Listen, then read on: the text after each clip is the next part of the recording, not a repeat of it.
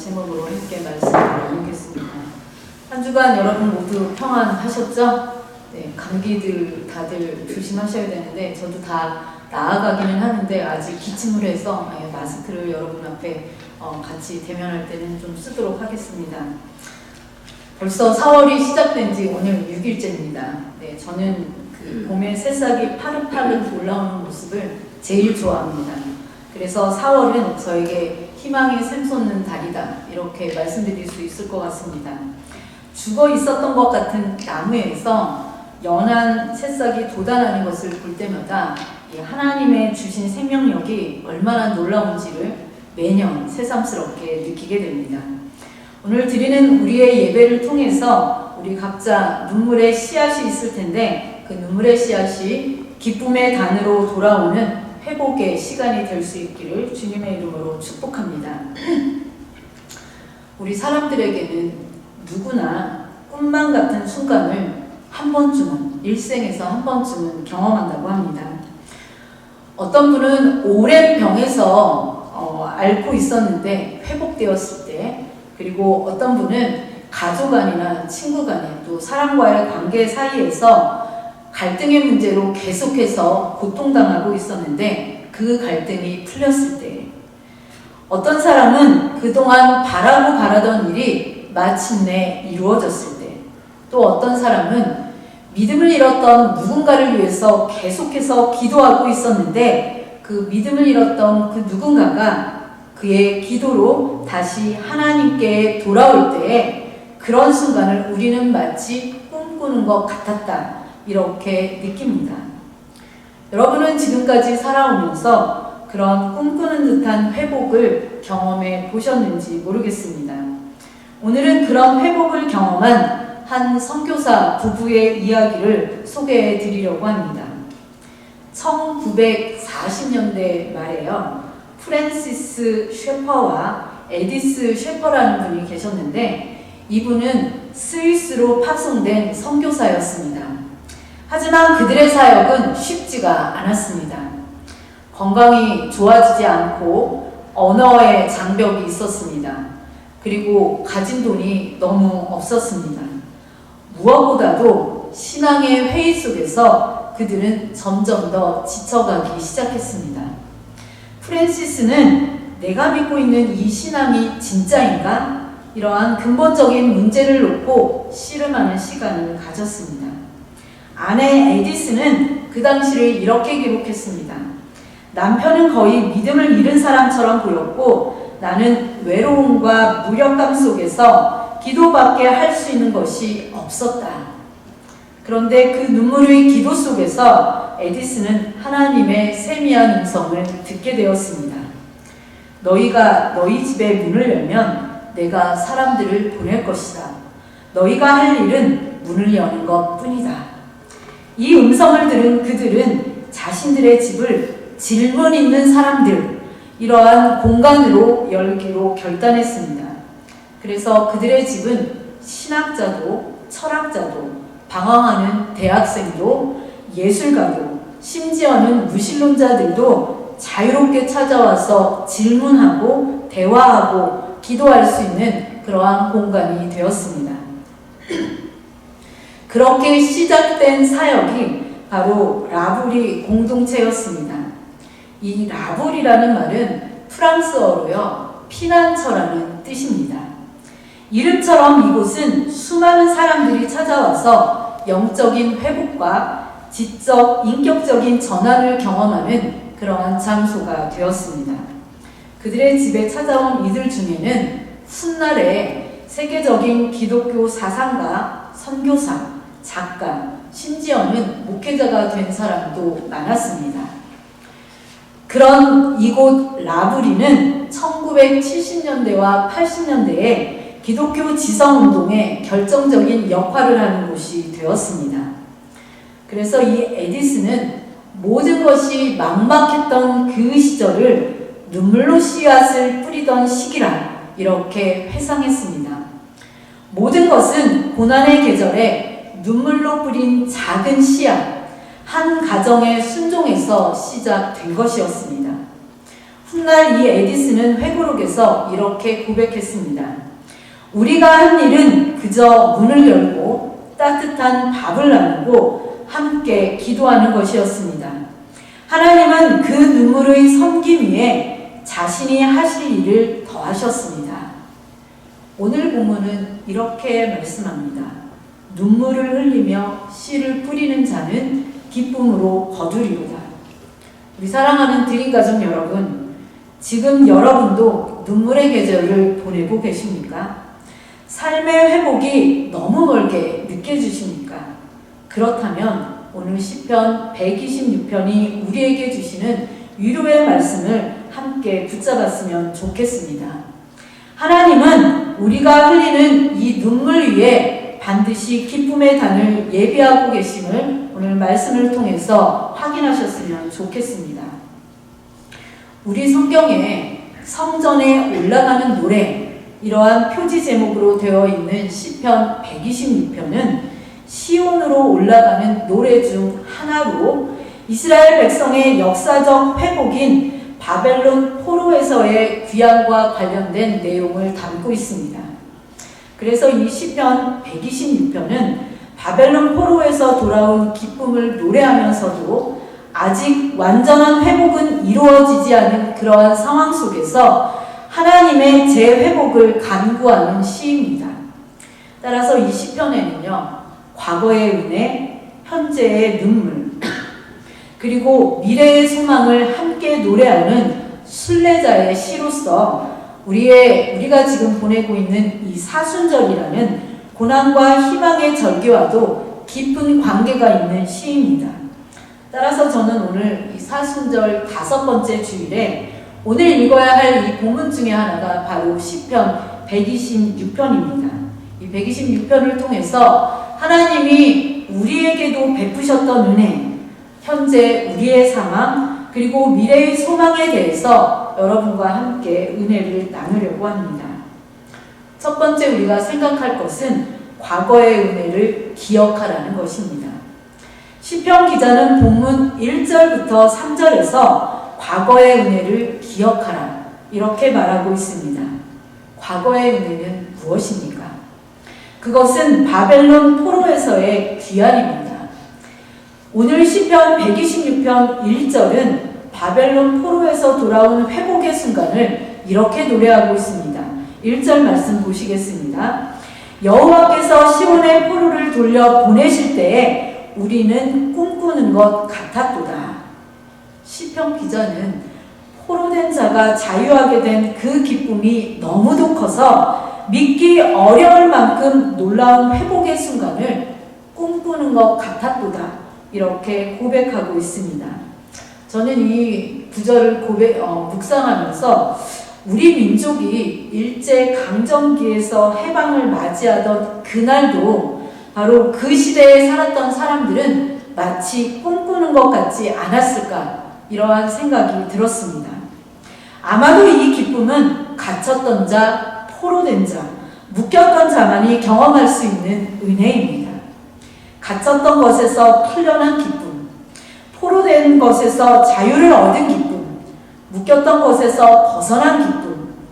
이 기쁨은 눈물과 슬픔 속에서 다시 웃음과 찬양이 넘치는 그러한 날을 되찾은 것입니다. 그래서 이 고백은 단지 먼 과거에 성경 속에서만 나오는 그러한 이야기가 아닙니다. 이러한 회복의 은혜는 오늘을 사는 우리에게도 주어졌습니다. 우리에게도 모두 죄와 상처, 두려움과 무력감 속에서 살아갈 수밖에 없었는데 그러한 우리를 하나님은 예수 그리스도를 통해서 자유하게 하셨습니다. 그래서 이 시편의 기쁨은 곧 우리의 기쁨이고 과거의 은혜를 생각하는 그것은 오늘의 믿음을 새롭게 할 수 있는 새로운 힘이 된다고 할 수 있습니다. 매튜 헬리라는 분이 계십니다. 이 신학자는 이 시편을 이렇게 해석했습니다. 바벨론에서 유대인들이 해방된 것은 예수 그리스도께서 죄인들을 구속하신 사건의 그림자이다.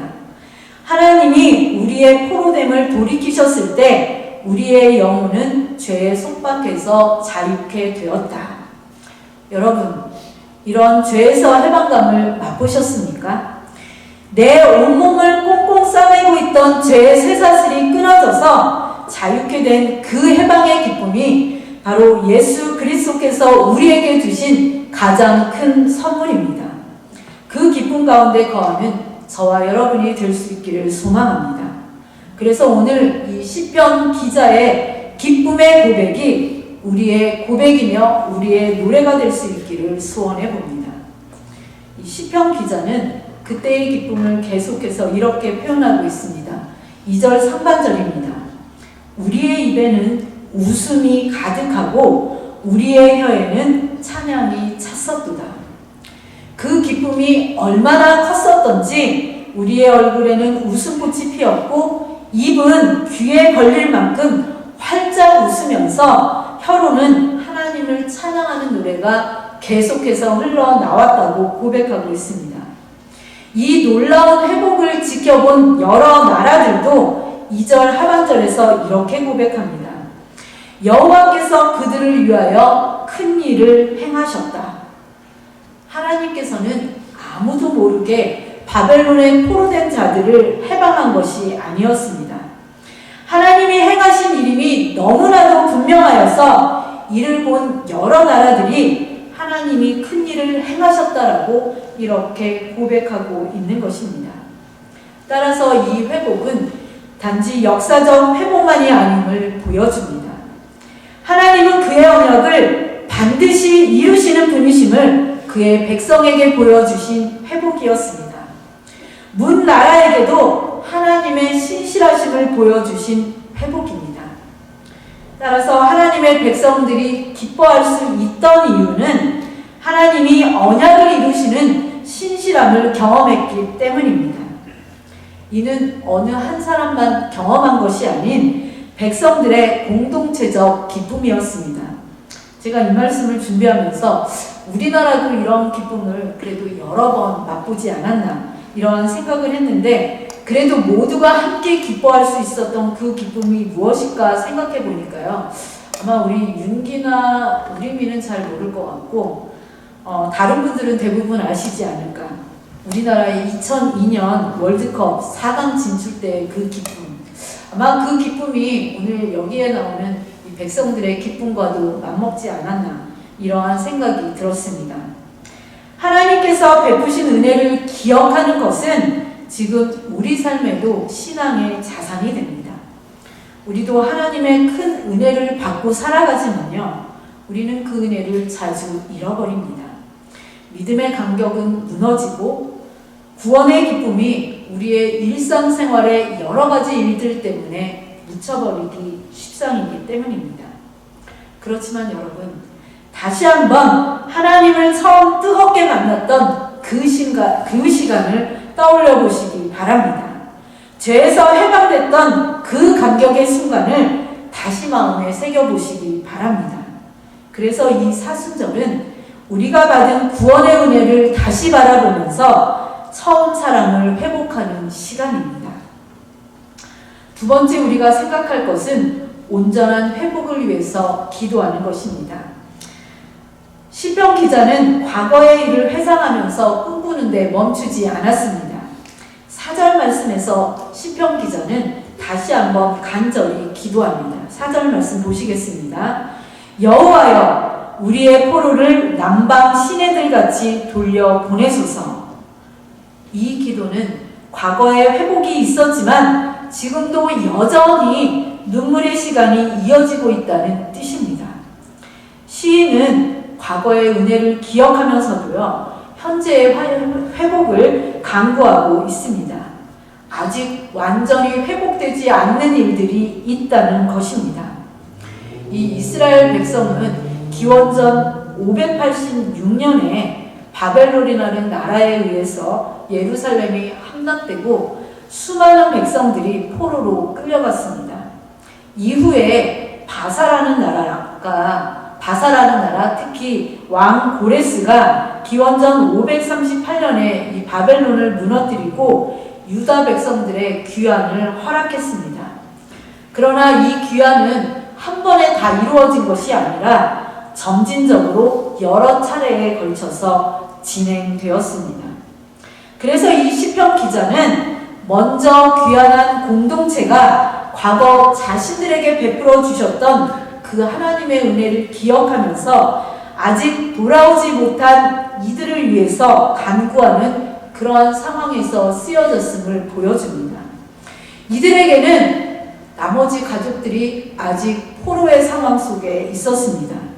사랑하는 친구들이, 사랑하는 지인들이 아직도 포로의 나라에서 허덕이고 있었습니다. 그런 상황에서 쓰여졌습니다. 그래서 이 시편 기자는 남아있는 포로들을 향해서 남방 시내들같이 돌려달라고 그렇게 기도하고 있는 것입니다. 여러분, 남방 시내라는 말 잘 못 들어보신 말이시죠? 이 남방 시내라는 말은 건기에는 메말랐다가요, 우기에는 갑자기 넘쳐 흐르는 시내를 가리키는 말입니다. 그래서 제가 이 시내가 어떤 시내일까를 생각해 보니까 저희 집 그 베란다 뒤편에 보면은 평소에는 시내 같지도 않은 아주 조그마한 개울이 있습니다. 거의 그 여름날에는 잘 흘러가지도 않는 그러한 시내가 있는데, 그런데 1시간만 폭우가 내려도요, 그 시내는 진짜 시내처럼 잔디밭까지 다 넘쳐 흐르는 그러한 큰 시내가 되는 것을 볼 수 있었습니다. 그것처럼 속히 그리고 넘치는 은혜로 아직 돌아오지 못한 모든 포로들을 시온으로 인도해 주시기를 간절히 바라는 마음의 기도입니다. 이 말씀은 하나님의 이 회복이라는 것은 과거의 은혜에만 머무르지 않고 현재와 미래에도 계속해서 일어나야 된다는 믿음의 증거임을 보여주고 있습니다. 또한 지금은 메마른 시기라 할지라도 하나님이 역사하신다면 놀라운 회복이 일어날 것을 믿는 믿음의 고백이기도 합니다. 여러분, 우리의 삶도 마찬가지입니다. 하나님께서는 과거에 분명하게 우리들을 도와주셨지만 오늘은 또 다른 고통과 기다림 속에 있는 우리의 상황을 보여주는 말씀입니다. 우리에게는 여전한 회복이 필요한 관계가 있습니다.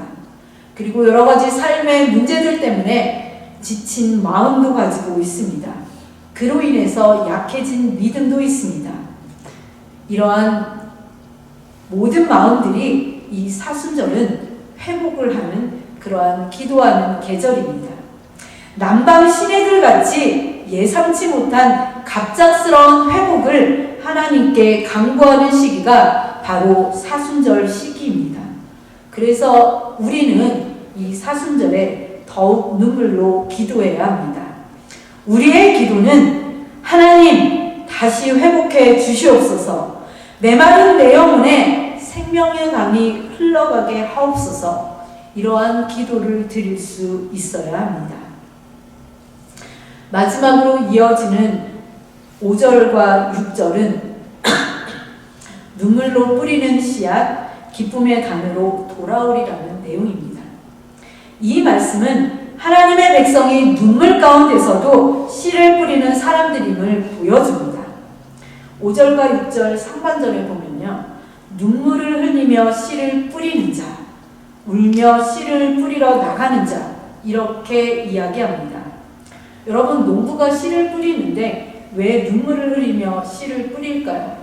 우리는 좀 이 말씀이 왜 농부가 씨를 뿌리는데 눈물을 흘리지? 잘 이해가 안 되는 그러한 말씀일 수 있습니다.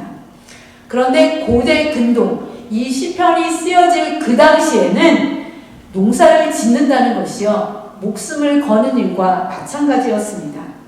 특히 기근이나 전쟁, 포로 생활에서 막 돌아온 시기라면 남은 곡식이 거의 없거나 식량으로 먹어야 할 그 곡식을 뿌려야 하는 절박한 상황에 놓여 있었기 때문입니다.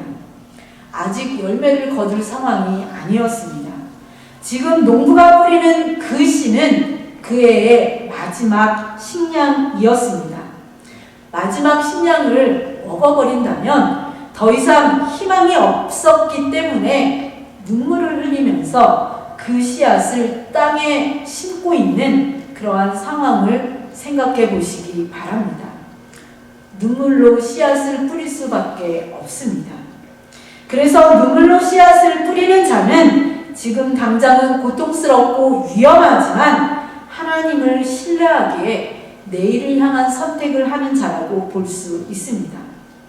이스라엘 백성들이 현재 직면한 상황은요, 이렇듯 눈물을 흘릴 수밖에 없는 상황이었습니다. 바벨론에서 돌아온 이스라엘 공동체의 재건의 과정은 이렇듯 눈물로서 재건할 수밖에 없는 그러한 상황이라는 것을 보여줍니다. 그래서 이 눈물은 단지 개인의 감정뿐만 아니라 공동체의 아픔을 짊어지는 그러한 마음이었습니다. 성전이 무너졌습니다. 민족들이 다 흩어졌습니다. 그들의 예배와 그들이 누구인지 모르는 무너진 정체성 속에서 매일을 살아가는데, 그럼에도 그들에게 베푸셨던 하나님의 은혜를 생각하면서 다시 하나님의 나라를 세우기 위해서 헌신하는 눈물의 헌신자들의 이야기가 바로 눈물로 씨앗을 뿌리는 자들의 말씀입니다. 그들은 공동체를 위해서 고통을 감수해가면서 씨앗을 뿌리는 이들이었습니다. 오늘 우리는 어떻습니까? 우리도 마찬가지입니다. 씨앗을 뿌린다고 해도 곧장 열매를 거둘 수 있는 것이 아닙니다. 우리도 기다려야 하고 때로는 기상 조건이나 외부 요인으로 농사가 망칠 수도 있는 그러한 상황 가운데 있습니다. 믿음으로 씨앗을 뿌리지만 기도에도 변화가 없는 여전한 삶의 문제가 존재합니다. 용서했는데도 회복되지 않는 인간관계가 존재합니다. 순종했지만 여전히 막힌 형편으로 인해서 어려움에 직면해 있는 것이 우리의 상황입니다. 이러한 상황 속에서 뿌리는 씨는 바로 믿음의 씨이자 눈물의 씨입니다. 이렇게 눈물을 흘리며 씨앗을 뿌린 자의 결과를 5절부터 6절 하반절에서는 기쁨으로 거두리로다. 반드시 기쁨으로 그 곡식단을 가지고 돌아오리로다. 이렇게 노래하고 있습니다.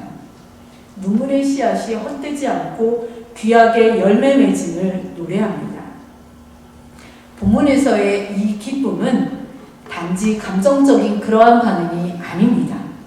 이 기쁨은 오랜 기다림과 눈물의 순종 뒤에 하나님께서 친히 허락하신 회복의 열매였습니다. 우리가 뿌린 씨가 기쁨으로 거두어질 수 있는 이유에 대해서 오늘 성경 말씀은 우리의 능력이 아니라 하나님이 그것을 자라게 하시고 열매 맺게 하시니라고 말씀하고 있습니다. 기쁨의 이 근거는 하나님의 신실하심에 있다는 말씀입니다. 따라서 이 말씀은 여전히 고통 중에도 믿음을 포기하지 않는 모든 성도들에게 주시는 하나님의 약속입니다. 여러분, 씨앗은 어떻습니까? 작고 연약해 보입니다. 하지만 그 씨앗 속에는 하나님이 심으신 생명의 능력이 자라고 있습니다. 눈물 속에서 드리는 기도, 말씀을 향한 순종, 작은 섬김 하나하나는 결코 헛되지 않음을 보여주는 말씀이 오늘의 말씀입니다. 그래서 이 사순절은 씨를 뿌리는 계절입니다. 눈물의 기도, 눈물의 회개, 눈물의 기다림 속에서 하나님은 기쁨의 달을 준비하고 계십니다. 그 하나님께서 주시는 기쁨은 내 안에만 머무는 나만 기뻐하는 기쁨이 아니라 흘러가는 모두가 함께하는 기쁨입니다.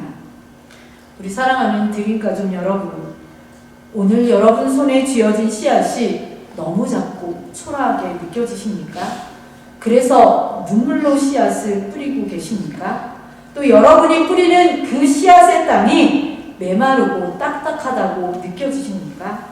그렇다면 지금이야말로 이 말씀을 믿음으로 붙잡을 때입니다. 하나님은 우리의 눈물을 기억하시고 반드시 기쁨의 단으로 거두시게 하실 것입니다. 사순절 이 고난의 시기에 뿌리는 우리의 눈물의 기도가 부활의 기쁨으로 돌아오게 될 줄 믿습니다. 함께 6절 말씀을 고백하면서 오늘의 말씀을 마치겠습니다.